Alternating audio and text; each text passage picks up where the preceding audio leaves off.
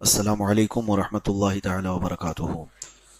الحمد للہ وکفا وسلام علی حبیبہ المصطفیٰ، اما بعد۔ سلسلہ صحابہ اکرام رضوان اللہ تعالی علیہم اجمعین میں آج ہم ایک ایسے عاشق صادق کا ذکر کرتے ہیں۔ رسول کریم صلی اللہ تعالی علیہ وسلم کے صحابہ کا ذکر آپ مسلسل سن رہے ہیں، اور صحابہ میں آج جس صحابی کا ذکر کرنے جا رہا ہوں ان کا ذکر نہ کیا جائے تو صحابہ کا ذکر ہی ادھورا رہ جائے گا۔ صحابہ اکرام رضوان اللہ تعالی علیہ مجمعین نے جو حب رسول میں میرے آقا صلی اللہ تعالی علیہ وسلم کی محبت میں مشقتیں اٹھائی، اس میں سر فہرست اگر کوئی نام آتا ہے تو حضرت بلال حبشی کا آتا ہے رضی اللہ تعالی عنہ۔ آج ہم ذکر پاک کرتے ہیں سیدنا بلال ابن رباح حبشی رضی اللہ تعالی عنہ کا۔ آپ کا نام بلال ہے، آپ کے والد کا نام رباح تھا۔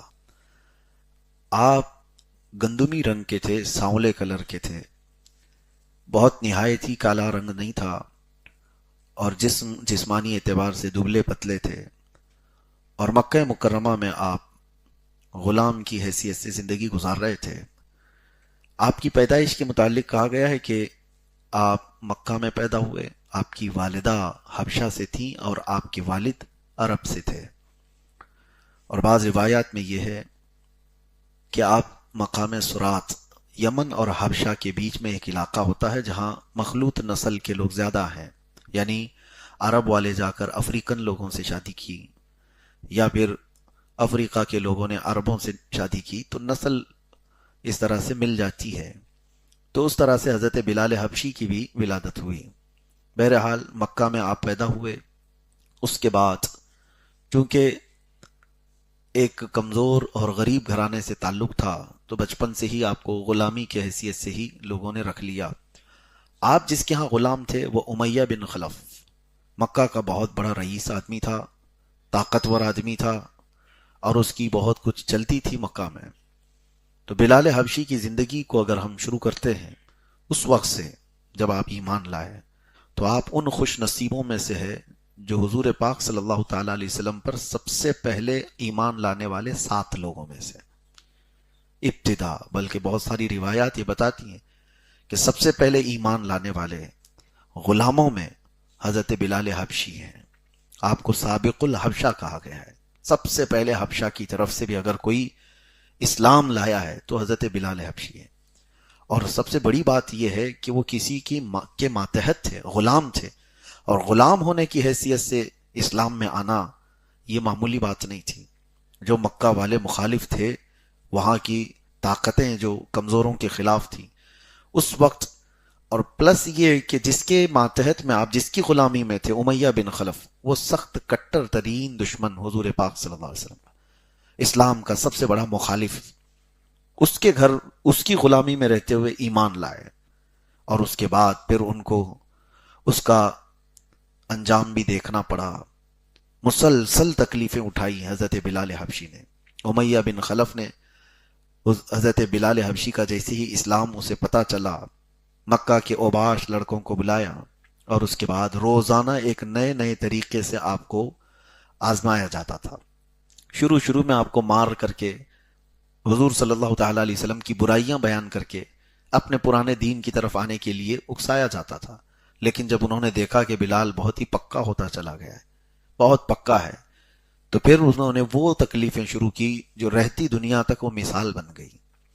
حضرت بلال کو وہ لے کر کے جاتے تھے عرب کے صحرا میں، اور گرم تپتی ہوئی ریت میں آپ کے پورے کپڑے اتار کر کے آپ کو سلا دیا جاتا، یہاں تک کہ نوکیلے نوک والے چپل پہن کر کے نوجوان ان کے سینے پر چڑھتے تھے، اور پھر ان کے اوپر ناچتے تھے اور کہتے تھے لات اور عزا کی بڑائی بول، یعنی لات اور عزا ان کے معبودوں کے نام تھے، ان کے خداؤں کے نام تھے۔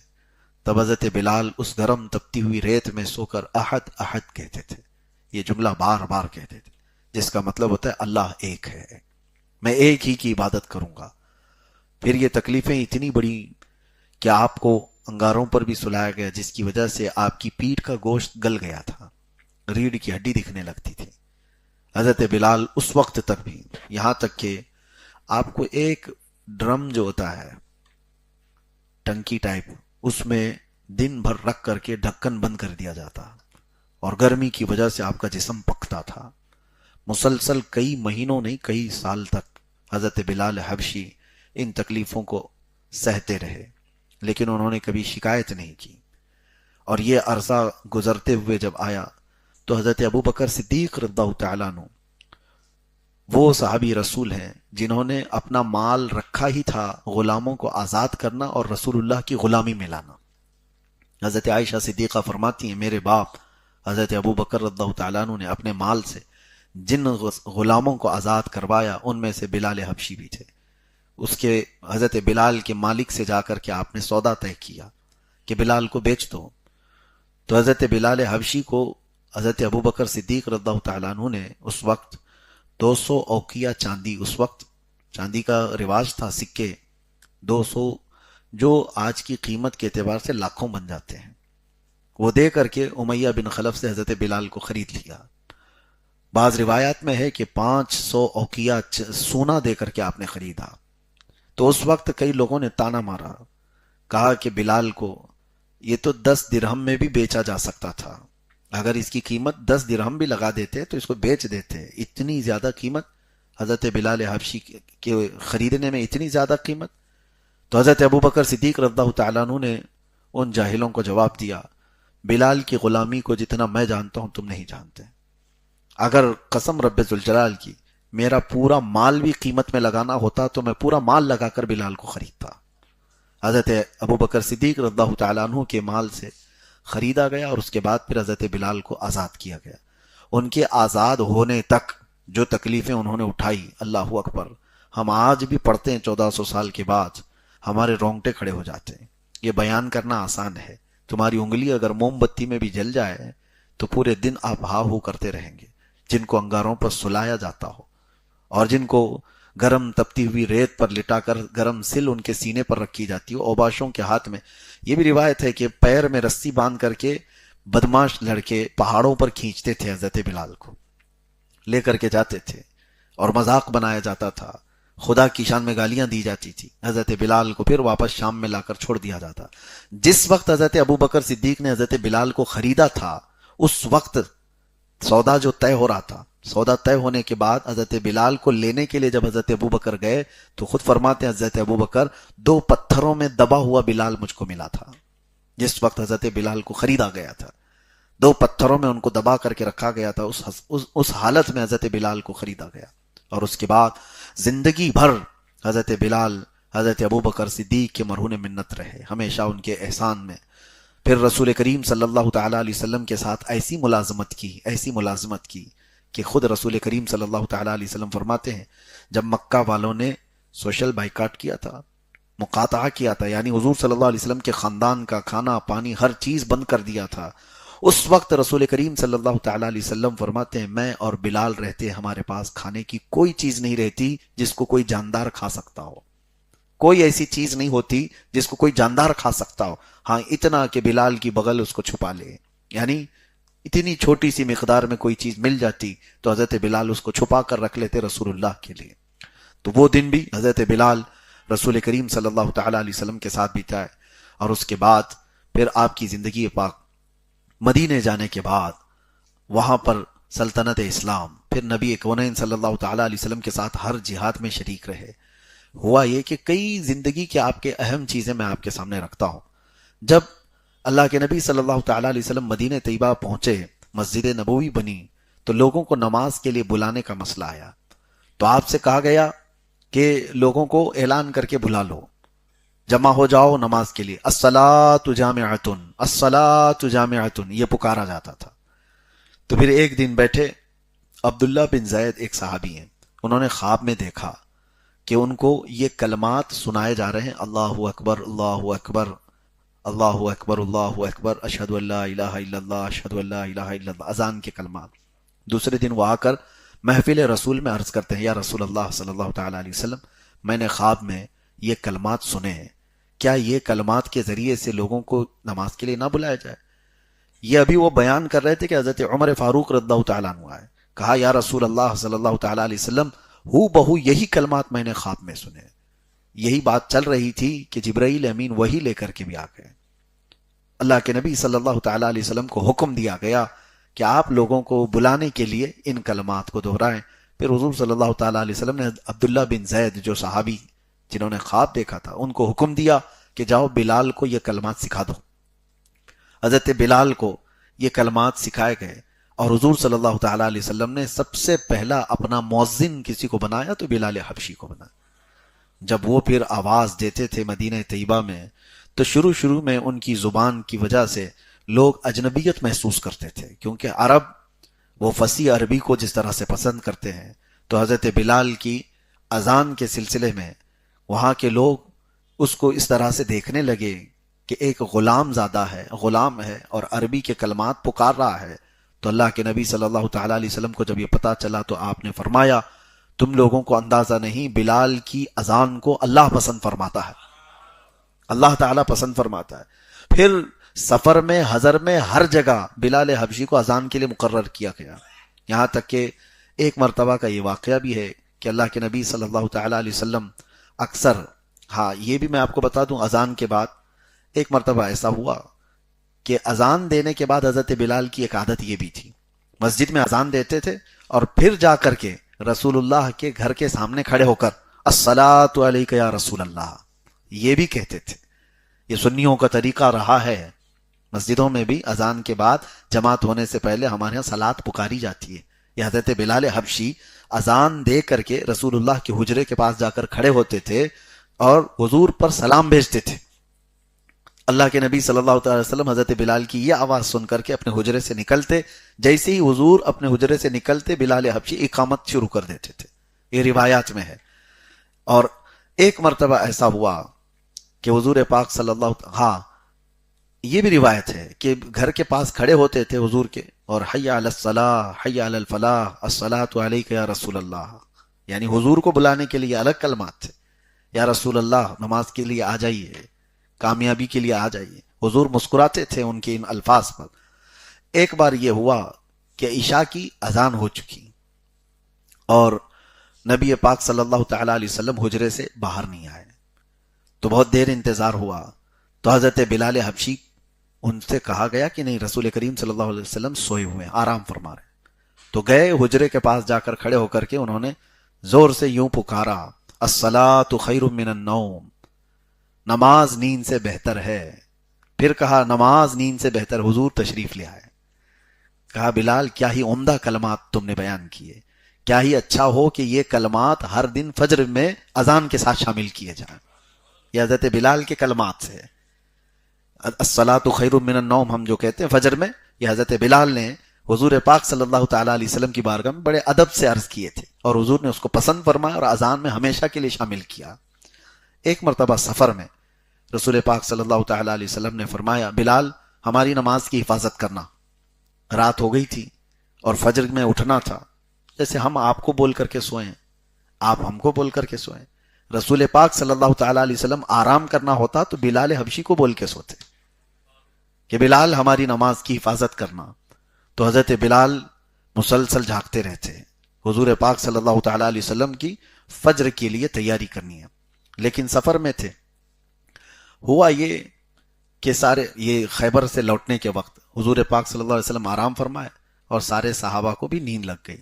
حضرت بلال فجر کا انتظار کرتے رہے اور ایک اونٹنی کے کجاوے سے ٹیک لگائے، فجر کے عین وقت ان کو بھی آنکھ لگ گئی، وہ بھی سو گئے، یہاں تک کہ وقت اتنا ہو گیا کہ سورج نکل آیا اور روشنی پھیل گئی۔ سب سے پہلے پھر میرے آقا صلی اللہ تعالیٰ علیہ وسلم بیدار ہوئے اور پھر حضور اکرم صلی اللہ تعالیٰ علیہ وسلم نے بلال کو پکارا، کہاں ہے بلال؟ حضرت بلال بالکل جھنجھلا کر کے اٹھ گئے اور کہا ہائے افسوس، میں نماز کی حفاظت نہیں کر سکا۔ اور سارے صحابہ اٹھ گئے کہ ہم سے کیا ہو گیا۔ اللہ کے نبی صلی اللہ تعالیٰ علیہ وسلم نے افسوس کیا اور کہا جلد سے جلد اس جگہ کو چھوڑو، جلدی اس جگہ سے نکل جاؤ۔ حضور پاک صلی اللہ تعالیٰ علیہ وسلم اس جگہ سے نکلے۔ یہ پہلی یہ قضا کی طریقے کو دکھانا مقصود ہے، ورنہ نبی پاک کی نماز کیا قضا ہو، وہ صاحب شرع ہیں۔ حضور پاک صلی اللہ تعالیٰ علیہ وسلم آکے سفر پر گئے اور سورج بلند ہونے کے بعد پھر حضرت بلال سے کہا اذان دو اور اقامت کہو، اور اس کے بعد پھر جماعت سے میرے آقا نے وہ قضا نماز بھی پڑھائی فجر کی۔ تو اس کے بعد اللہ کے نبی صلی اللہ علیہ وسلم نے فرمایا جس سے نماز چھوٹ گئی جیسے یاد آئے فوراً اپنی نماز کو قضا کر لے. یہ امت کے درس کے لیے تھا. کوئی اگر یہ کہے کہ حضور سے بھی نماز چھوٹتی تھی، ہمارا کیا ہے، معاذ اللہ رب العالمین. بعض فقہاء کرام نے فرمایا اس طرح اگر تحقیر میں یا طعن میں کسی نے یہ بات کہی تو وہ کافر ہو جائے گا. نبی آخر الزمان صلی اللہ تعالی علیہ وسلم نماز وہ جس طرح سے آپ کی قضا ہوئی، جو کچھ بھی ہوتا تھا وہ منشاء الہی سے ہوتا تھا، امت کو درس دینے کے لیے کہ اگر قضا ہو تو تمہیں کیا کرنا ہے. بہرحال اس میں حضرت بلال حبشی تھے، اور آپ کا ایک بہت اہم کام بھی تھا. نجاشی بادشاہ جو ہے اس نے 3 نیزے حضور کو ہدیتاً دیا تھا. ایک رسول پاک صلی اللہ علیہ وسلم نے اپنے پاس رکھ لیا، ایک حضرت عمر نے لے لیا، ایک حضرت علی نے لے لیا. نیزے یہ حبشہ سے آئے ہوئے تھے، نجاشی بادشاہ جو ایمان لائے تھے حضور پر. اور جو رسول اللہ صلی اللہ علیہ وسلم کے پاس نیزہ تھا وہ نیزہ ہمیشہ حضرت بلال لے کر آگے آگے چلتے تھے. اور جب بھی حضور صلی اللہ تعالی علیہ وسلم عید پڑھانے جاتے، سارے مدینے والے سب سے پہلے حضرت بلال کو دیکھتے تھے کہ بلال اگر آگے نیزہ لے کر کے جا رہے ہیں تو اس کا مطلب ہے رسول اللہ آ رہے ہیں. یہ علامت ہوتی تھی. اور حضرت بلال سیدھے جا کر کے وہ نیزہ میدان میں گاڑ دیتے تھے اور اس کے پاس ہی میرے آقا صلی اللہ علیہ وسلم عید کی نماز پڑھاتے تھے. حضرت بلال حبشی رضی اللہ تعالیٰ عنہ کے متعلق میرے عزیزو ایک بار ایسی بات ہوئی کہ ایک صحابی ہیں، حضرت بلال سے ان کی تکرار ہو گئی. حضرت ابو ذر، ان کی بحث ہو گئی، اور بحث ہوتے ہی انہوں نے صرف اتنا کہا کالی عورت کے بیٹے، یبن ام السودا، یعنی کالی عورت کے بیٹے. تو حضرت بلال کے دل پر یہ بات تھوڑی لگی. انہوں نے رسول اللہ صلی اللہ تعالی علیہ وسلم کی بارگاہ میں جا کر کہا یا رسول اللہ صلی اللہ علیہ وسلم، میرے ساتھی نے مجھے اس طرح سے طعن کیا، کالی ماں کے بیٹے.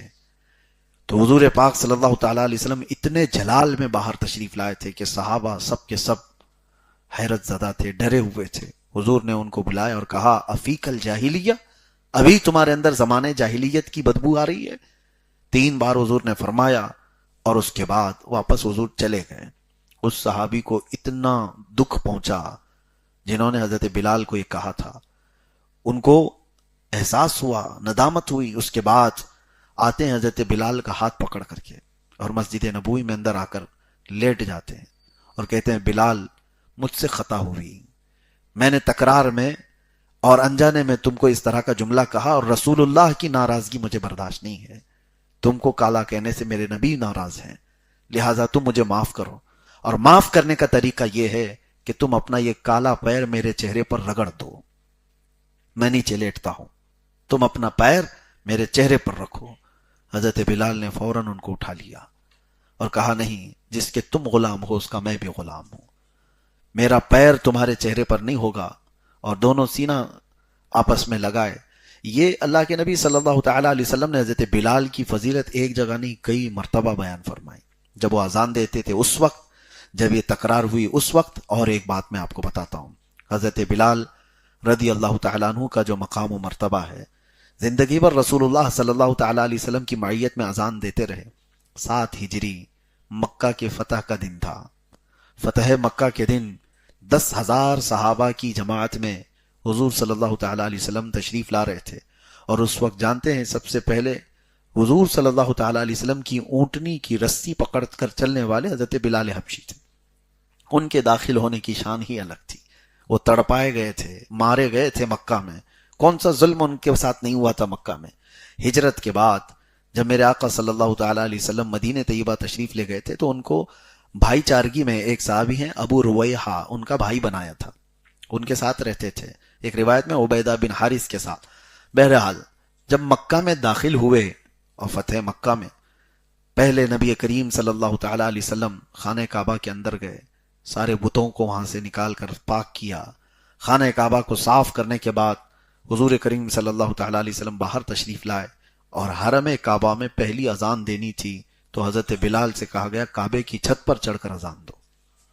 کہیں سے بھی اذان دیتے، کعبے کی چھت پر چڑھ کر کے اذان دو. وہ جوش محبت میں تھے حضرت بلال کہ وہ مکہ، کیونکہ ہجرت کے بعد کئی مرتبہ ایسا ہوتا کہ آپ کو بخار آیا، بیمار ہوئے صحابہ جب ہجرت کر کے گئے، کیونکہ مدینہ اس وقت یثرب نام تھا اور بیماریوں کا گڑھ سمجھا جاتا تھا، جو بھی جاتا تھا بیمار ہو جاتا. کئی طرح کے بخار اس کو لگ جاتے تھے، لیکن اس یثرب کو میرے آقا صلی اللہ تعالی علیہ وسلم نے طیبہ بنایا، بلکہ بیماریوں کی شفا کا مرکز بنایا۔ حضرت بلال اس وقت یہ گنگناتے تھے اشعار میں کہ کیا میں وہ مکہ کبھی پہنچ سکتا ہوں، کیا اس کی مٹی میں دیکھ سکتا ہوں۔ تو ایک بار حضور پاک صلی اللہ تعالی علیہ وسلم کی بارگاہ میں ان کی یہ بات پہنچی کہ مکہ کے متعلق اس طرح کی بات کرتے ہیں کہ کیا مجھے وہ دیکھنا ملے گا۔ اللہ کے نبی صلی اللہ تعالی علیہ وسلم نے فرمایا، اسی دن اللہ کے نبی نے یہ دعا کی کہ اے اللہ، جس طرح ان کے دلوں میں مکہ کی محبت ہے تو ان کے دلوں میں مدینے کی محبت ڈال۔ اور جیسی حضور کو یہ کہتے ہوئے سنا، حضرت بلال نے دوبارہ کبھی پھر وہ اشعار ہی نہیں پڑھے کہ حضور نے مدینے کی محبت کا ذکر فرمایا، پھر مدینہ چھوڑ کر کبھی جاتے بھی نہیں تھے۔ خیر، جب خانہ کعبہ کی چھت پر چڑھ کر کے اذان دینے کی بات آئی ہے، وہ پورے محبت میں جوش میں وہ چڑھ تو گئے، اور اس کے بعد پھر وہ دیکھتے رہے کہ کس طرف منہ کر کے اذان دوں۔ کعبے کی طرف منہ کر کے اذان دیا جاتا ہے اور کعبہ نیچے ہے، بلال اوپر ہے۔ رسول کریم صلی اللہ تعالی علیہ وسلم کی طرف انہوں نے چہرہ کیا اور پوچھا کہ خانہ کعبہ کی طرف میں نیچے رہ کر کے منہ کرتا تھا، اوپر آ گیا ہوں، کس طرف منہ کر کے اذان دوں؟ حضور نے فرمایا میری طرف منہ کر کے اذان دو۔ حضور اکرم صلی اللہ تعالی علیہ وسلم کے رخ زیبا کو دیکھ کر کے انہوں نے پہلی اذان دی تھی، وہ حرم کعبہ کی اذان ہے۔ اس کے بعد ایک اور روایت ہے فتح مکہ کے دن، یہ تو اذان کی بات ہوئی، دیکھیں یہاں پر کسی اور کو بھی چڑھایا جاتا، لیکن اللہ کے نبی صلی اللہ تعالی علیہ وسلم نے اسی حبشی غلام کو خانہ کعبہ کی چھت پر چڑھایا جس کو مکہ والے سب سے کمتر سمجھتے تھے، سب سے کمتر سمجھتے تھے۔ یہی میسج یہاں سے ملتا ہے کہ جو نبی پاک صلی اللہ علیہ وسلم کے قدموں سے وابستہ ہو جاتا ہے وہ خانہ کعبہ کی چھت پر پہنچ سکتا ہے۔ حضور کی غلامی میں جو آیا تو پھر اس کے مقامات بہت بلند ہیں۔ اس کے بعد ابو سفیان آئے، ایمان لے آئے، بیعت کر لیا حضور صلی اللہ علیہ وسلم کی، کیونکہ اب تک تو جنگوں میں لڑتے رہے، حضور کے خلاف آتے رہے، ایمان لے آئے۔ ایمان لانے کے بعد ابو سفیان نے پوچھا یا رسول اللہ صلی اللہ علیہ وسلم، کیا مکہ والوں کو آپ قتل کر دیں گے، مار دیں گے؟ آپ کے رشتہ دار ہیں، آپ کے خاندان والے ہیں، مکہ والے آپ کے وطن والے ہیں۔ حضور صلی اللہ تعالی علیہ وسلم نے فرمایا جاؤ، تمہارے گھر میں جو آ گیا اس کو امن ہے۔ ابو سفیان نے کہا میرا گھر بہت چھوٹا ہے، کتنے لوگ آئیں گے، باقی لوگ تو بچ جائیں گے۔ حضور صلی اللہ علیہ وسلم نے پھر فرمایا عبد المطلب میرے دادا کے گھر جو آئیں ان کو امن ہے۔ پھر کہا وہ بھی کم لوگ ہیں، پورے مکہ والے کیسے آئیں گے؟ حضور صلی اللہ علیہ وسلم نے فرمایا جو اپنے اپنے گھروں کے دروازے بند کر لیں وہ بھی امن میں ہیں۔ ابو سفیان نے کہا جو گلیوں میں رہ گئے ان کا کیا ہوگا؟ حضور صلی اللہ تعالی وسلم نے فرمایا جو حرم میں آ گئے ان کو بھی امن ہے۔ پھر کہا جو نہیں آ سکتے، تو یہ ایک آخری بات تھی۔ حضور صلی اللہ علیہ وسلم نے آخر میں جو چیز بیان فرمائی وہی بیان کرنا ہے۔ حضور فرماتے ہیں بلال کا جھنڈا بناؤ۔ بلال کا جھنڈا، یہ حضرت بلال کا ایک جھنڈا بنایا گیا تھا فتح مکہ کے دن، اور ابو رویحہ جو ان کے بھائی تھے مدینے کے، ان سے کہا گیا کہ میدان میں لے جا کر کے بلال حبشی کا جھنڈا کہہ کر گاڑو۔ بلال حبشی کا جھنڈا کیوں بنایا گیا اس دن؟ اور پھر ابو سفیان سے کہا گیا کہ جاؤ مکہ والوں کو اعلان کر دو جو بلال کے جھنڈے کے نیچے آ گیا اسے امان ہے۔ ایک عجیب بات ہے، بلال کا جھنڈا، وہاں حرم میں داخل ہونے والوں کو بھی امن ہے، ابو سفیان کے گھر میں آنے والوں کو بھی امن ہے، جو نہیں آ سکتے۔ میرے عزیزوں، ایک بہت ہی اہم بات ہے، شاید دنیا میں کسی نے اس انداز سے ان کے ظلم کا بدلہ نہیں لیا ہوگا۔ مکہ والے جو بلال حبشی کو سب سے کمتر سمجھتے تھے، آج وہ اپنی جان کی امان پانے کے لیے بلال کے قدموں میں آنے پر مجبور ہو گئے تھے، حضرت بلال کی نسبت لینے پر مجبور ہو گئے تھے۔ جو ان کو کبھی پیروں میں رسی ڈال کر کھینچتے تھے، آج وہ ان کے پیروں میں آنے کو مجبور ہو گئے تھے، کیونکہ جان بچانا ہے تو یہی طریقہ تھا۔ اور آئے بھی ایک دو نہیں، بڑے بڑے رئیس لوگ، بڑے بڑے مالدار لوگ جن کو جان بچانا تھا وہ بلال کے جھنڈے کے نیچے آئے۔ تو یہ بڑا معاملہ تھا۔ فتح مکہ کے دن اللہ کے نبی صلی اللہ تعالی علیہ وسلم نے حضرت بلال کو وہ مقام دیا، اس وجہ سے بھی کہ بلال وہ تنہا صحابی ہیں جن کا مکہ میں کوئی رشتہ داری بھی نہیں تھی، سوائے رسول اللہ کی غلامی کے ان کے کوئی رشتہ دار مکہ میں نہیں تھے۔ نبی پاک صلی اللہ تعالی علیہ وسلم فتح مکہ کے بعد اس کے کئی واقعات حضرت بلال کی زندگی میں ہیں۔ سب سے بڑی بات یہ ہے کہ آخری زمانے تک میرے آقا صلی اللہ تعالی علیہ وسلم کی ظاہری حیات کے آپ ہی اذان دیتے رہے، اقامت کی پابندی کرتے رہے، اور جس دن میرے آقا صلی اللہ علیہ وسلم کی وفات ہوئی اس دن وہ بے ہوش ہو گئے، اذان نہیں دے پا رہے تھے۔ صحابہ اکرام ان کو سنبھالتے رہے، اور اس کے بعد پھر حضرت ابوبکر صدیق جیسی خلافت پر بیٹھے۔ حضرت بلال نے کہا کہ آپ کا بڑا احسان ہے مجھ پر، آپ کا بڑا احسان ہے، آپ نے مجھے آزاد کروایا، اگر آپ آزاد کرنے کے بدلے مجھے کچھ بھی حکم دیں تو میں تو مانوں گا، لیکن اگر آپ نے اللہ اس کے رسول کی رضا کے لیے مجھے آزاد کرایا تو مجھے اب تنہا جینے کا اختیار دیا جائے، مجھے اذان دینے پر مجبور نہ کیا جائے۔ تو آپ کو آزاد رکھا گیا کہ آپ کی جیسی مرضی۔ پھر وہ وقت آیا کہ آپ مدینہ طیبہ سے نکل کر کے جا رہے تھے، یہ کہتے ہوئے کہ مجھے جہاد میں بھیجا جائے کہ رسول اللہ صلی اللہ علیہ وسلم کے بعد زندگی جینے کا کوئی مزہ نہیں ہے، میں شہید ہونا چاہتا ہوں، ملک شام مجھے بھیجا جائے۔ تو حضرت ابوبکر نے ان سے کہا تھا کہ اے بلال، میری عمر کا آخری حصہ ہے، میں چاہتا ہوں کہ جیسے رسول اللہ کے قریب تم رہے، تمہیں دیکھ کر کے مجھے میرے مصطفیٰ کی یاد آتی ہے، تم میرے ارد گرد رہو۔ تو حضرت ابوبکر کی بات پر وہ اتنے دن تک رہے، اور اس کے بعد جیسی حضرت عمر بیٹھے ان سے کہا مجھے ملک شام بھیج دیا جائے۔ ملک شام ان کو بھیج دیا گیا، کیونکہ وہ حضرت عمر بھی وہی بات کر رہے تھے جو حضرت ابوبکر کہہ رہے تھے کہ بلال، اچھا یہ بات بھی میں آپ کو بتاؤں کہ حضرت عمر کا معمول یہ تھا، ایک بار ابو سفیان سردار مکہ ہے، یہ لوگ ملنے کے لیے آئے حضرت عمر فاروق کے پاس، اسی وقت حضرت بلال، حضرت مقداد، حضرت صہیب یہ لوگ بھی آئے ہیں، اور اس وقت جب وہ بڑے رئیس آئے اور ادھر غلام زادے آئے، حضرت عمر نے کہا پہلے بلال کو بلاؤ، امیر المومنین پہلے ان کو بلاؤ۔ تو ابو سفیان اور دوسرے لوگوں نے یہ بات بھی کہی تھی، بڑے بڑے سرداروں کو چھوڑ دیا گیا اور ہمارے سامنے کے غلاموں کو خلیفہ وقت بلا کر بات کر رہے ہیں۔ تو ان کے ہی ساتھیوں میں سے کسی نے یہ بھی کہا کہ اس چیز کو ذکر کرنا فضول ہے، بلال وہ شخص ہے جب رسول اللہ ہمیں دین کی دعوت دے رہے تھے، ہم ان کو مار رہے تھے اور یہ رسول اللہ کے قدموں میں بیٹھے ہوئے تھے، ان کا حق ہے۔ اور حضرت عمر جب بلال کو بلاتے تھے تو کیا کہتے تھے پتہ ہے؟ یا سیدنا بلال، اے ہمارے آقا بلال آئیے۔ حضرت بلال کہتے تھے امیر المومنین آپ مجھے آقا کہہ کر کیوں پکارتے ہیں، آپ مجھے سیدنا کیوں کہتے ہیں؟ حضرت عمر رونے لگتے اور کہتے بلال ذرا اپنا وہ جبہ اٹھاؤ تاکہ میں وہ دیکھوں جو پیٹھ پر تمہارے زخم ہیں رسول اللہ کی محبت میں لیے ہوئے، میں ان کو بوسہ دوں، یہی میری زندگی کی بڑی قسمت کی بات ہے۔ حضرت بلال کی اتنی تعظیم کرتے تھے۔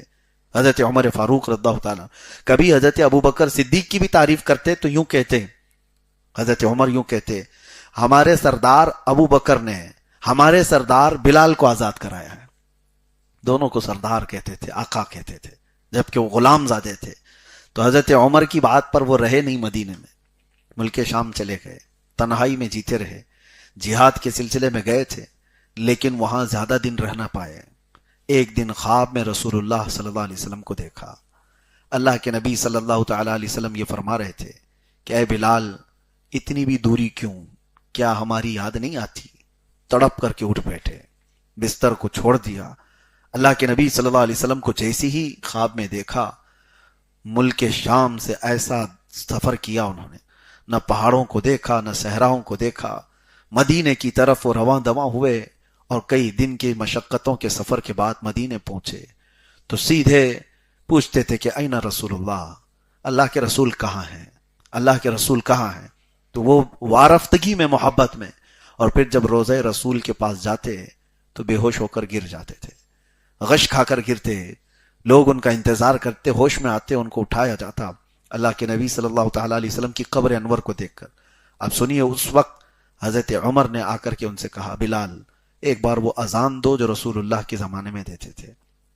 منع کر دیا، کہا کہ امیر المومنین آپ کے حکم عدولی تو نہیں کر سکتا، لیکن میرے لیے مسئلہ یہ ہے کہ جب میں اذان دیتا اشہد ان محمد رسول اللہ پر پہنچتا تو سامنے چہرے رسول کو دیکھتا تھا، میرے آقا صلی اللہ تعالی علیہ وسلم کو دیکھ کر کے میں اپنی اذان مکمل کرتا تھا۔ اب مجھے آپ اذان کے لیے کہہ رہے ہیں، جب چہرے اقدس نظر نہ آئے تو پھر کیا ہوگا؟ کئی صحابہ نے اصرار کیا تو انہوں نے اذان دینے سے منع کیا۔ اسی اثنا میں حسنین کریمین کو بھی پتا چلا کہ بلال آئے ہیں۔ امام حسن اور امام حسین رضی اللہ تعالیٰ عنہ دوڑتے ہوئے وہ مسجد نبوی میں آئے، جیسے ہی ان کو دیکھا حضرت بلال لپک کر کے ان کے سامنے جھک گئے اور کہا ظاہر سی بات ہے شباہت تھی رسول اللہ کی ان کے چہروں میں. نبی کونین صلی اللہ تعالیٰ علیہ وسلم کی آل تھی. انہیں چوم ہی رہے تھے کہ دونوں نواسائے رسول نے حضرت بلال سے کہا اے بلال وہ اذان دو جو رسول اللہ کے زمانے میں دیتے تھے. حضرت بلال نے اب منع نہیں کیا, چڑھ گئے میزنا پر جہاں سے اذان دیتے تھے, اور جیسی ہی حضرت بلال نے اذان کی آواز شروع کی, فرمایا گیا روایات میں ہے گھر کی عورتیں باہر سے نکل گئیں. مدینہ طیبہ میں سب ایک آواز, اور سارے لوگ دوڑتے ہوئے مسجد نبوی کی طرف بھاگ رہے تھے. عورتیں گھروں سے نکل کر کے آواز جیسی سنی, ایک جملہ کہہ رہی تھی ابعث رسول اللہ, کہ اللہ کے رسول دوبارہ آ چکے. اس آواز کو سنتے ہی ہر کوئی کہہ رہا تھا کہ اللہ کے رسول دوبارہ آ گئے. آواز میں وہ جاذبیت تھی, آواز میں وہ اثر تھا کہ وہ نبی پاک صلی اللہ علیہ وسلم کا زمانہ یاد دلا دیا. اس کے بعد حضرت بلال اشہد ان محمد رسول اللہ تک پہنچے تھے. پورا مدینہ جمع ہو گیا تھا, پورا مدینہ ان کے اطراف تھا, اور جیسے ہی وہ وہاں پہنچے وہ لڑکھڑا کر کے زمین پر گر گئے. صحابہ اکرام رضوان اللہ تعالی علیہ مجمعین کہتے ہیں رسول اللہ صلی اللہ علیہ وسلم کی وفات کے وقت جتنا مدینے والے روئے تھے, اور اس کے بعد بلال کی اذان پر جتنا روئے, مدینہ اتنا کبھی نہیں رویا تھا. حضرت بلال کی اذان پر پورا مدینہ رو پڑا تھا, کیونکہ وہ زمانہ پھر سے یاد آ گیا تھا جو چہکتی اور مہکتی فضاؤں میں میرے آقا کی ارد گرد صحابہ اکرام کا جھرمٹ ہوتا, مسجد نبوی کی وہ رونقیں تھی, میرے آقا صلی اللہ تعالی علیہ وسلم کی محفلیں تھی. وہی بزم ہے, وہی دھوم ہے, وہی عاشقوں کا ہجوم ہے کمی تو بس میرے حضور کی, حضور پاک صلی اللہ تعالی علیہ وسلم کی وہاں پر تشریف آوری نہ ہوتی دیکھتے تو پورے مدینے والے گڑ گڑا کر روتے تھے. حضرت بلال اس کے بعد زیادہ دن باحیات نہیں رہے. اسی غم میں حضرت بلال حبشی کی وفات ہو گئی. رسول کریم صلی اللہ تعالی علیہ وسلم کی یہ جانثار صحابی, اللہ کے نبی صلی اللہ تعالی علیہ وسلم کے ہمہ وقت ساتھ رہنے والے, اور جانتے ہو ایک بار میرے آقا نے کیا فرمایا. ایک صاحب اپنی بیٹی کے نکاح کے لیے آئے تھے حضور کے پاس, کہا یا رسول اللہ فلاں صاحب سے میری بیٹی کا نکاح کر دیجئے. حضور نے فرمایا بلال کے بارے میں کیا خیال ہے. انہوں نے کہا پھر فلاں شخص کے ساتھ میری بیٹی کا نکاح کر دیجئے. حضور نے فرمایا بلال کے بارے میں کیا خیال ہے تمہارا.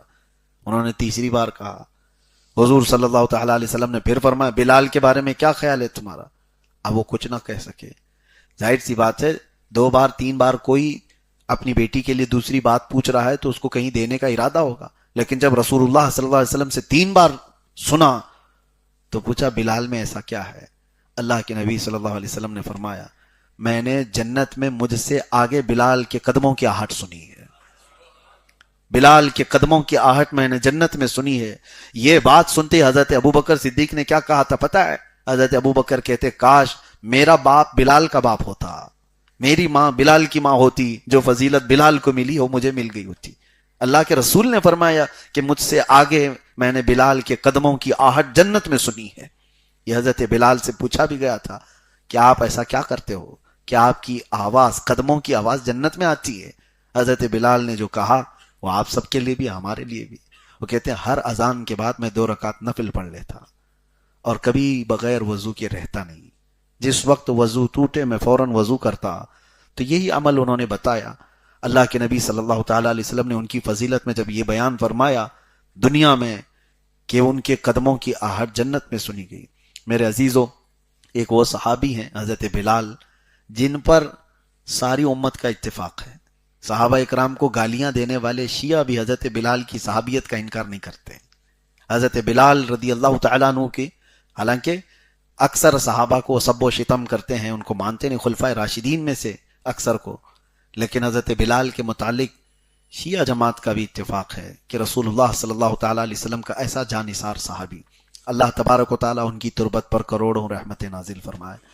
بلال جیسا عشق ہو تو پھر چاند بھی رشک کرنے لگ جائے, اور غلامی ہو تو ایسی غلامی ہو جس پر پوری دنیا کو ناز ہو. اللہ کے نبی صلی اللہ تعالیٰ علیہ وسلم کے دربار کی نوکری وہ دنیا بھر کے بادشاہت سے بہتر ہے. میرے آقا صلی اللہ تعالیٰ علیہ وسلم کی بارگاہ میں حضرت بلال پہنچ کر کس مقام پر پہنچے. میرے عزیزو, حضور کی محبت میں کھایا ہوا ایک زخم بھی رائے گا نہیں جاتا. ایک بات یاد رکھو, محبت مصطفیٰ میں ملے ہوئے زخم تمہیں آسمان کی بلندیوں پر لے جاتے ہیں. اسی لیے میرے مرشد حضور تاج الشریعہ